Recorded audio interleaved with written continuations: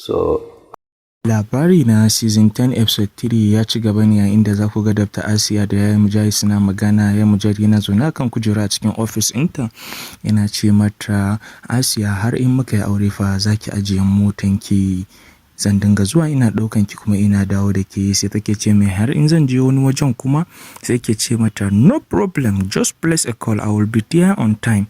Kin ga babu wani ɗan iska da zai samu ya kula ki, har kuma ya kula ki zan ɗau doka a kansa a hukumance kuma a addinance.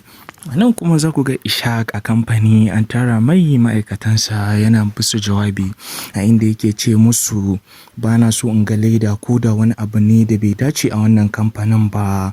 Sai Ishaq yake ce masa ka yi haƙuri ba, ka dinga bin komai a hankali. Sai ke cewa an ƙi a yi haƙurin, ko mai kamfanin ne da kansa bai isa ya faɗa min ga abin da zan yi ba domin ina da ƙarfi a wannan kamfanin.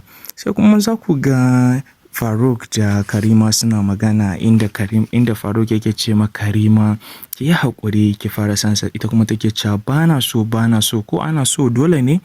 Ashe nan ko Karima ba ita ɗaya ba ne. Sai suke cewa ba ma so ka bar ta, ba ta so, ko ana so dole ne. Sai Faruk ya tashi yake cewa Karima daman baki da lafiya ne? Sai take cewa lafiyanta kallau, kawai so ne ba ta yi, don haka ka bar ta. A nan kuma za ku ga mutanen Yaya Mai Nasara sun dawo daga ƙauye sun shigo gidansa. Ishaq ya tare sai yana cewa wa'annan waye ne wa'annan.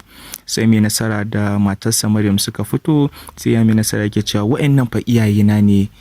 A nan aka kawo ƙarshen shirin labari na. To 'yan kallo a ci gaba da kallon tashan namu na Sirrin Kannywood. Nan kuwa a subscribing a danna mana ƙararrawa domin mu sake sababbin barin motar ki a gida, ni zan dinga zuwa na kai ki wajen aiki, sannan ɗauko ki ko da ku ya kama wajen aiki ne. Idan kika gama abin da kike sai ki kira ni, kawai sai na je na ɗauke ki. Amma idan zan je wani gurin daga asibitin kuma fa? No problem, I just place a call and I will be there in no time.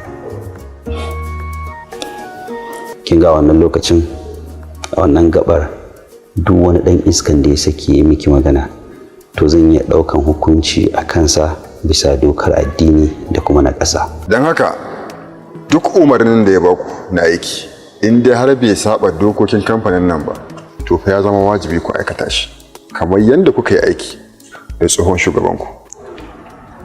Allah sarki rayuwa da mu sarkin haƙuri.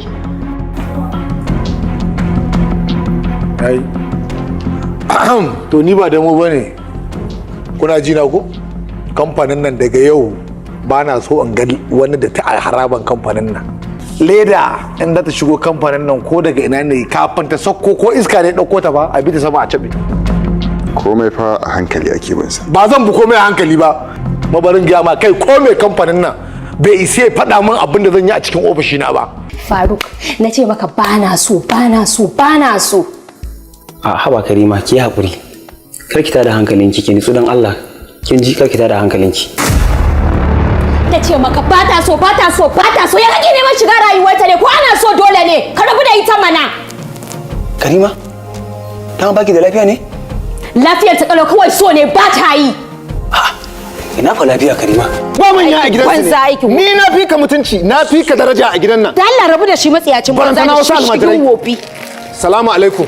Salamu alaikum. Ai Hajiya, kai daga ina za ku shigo min gida kuna iwace haka, me faru?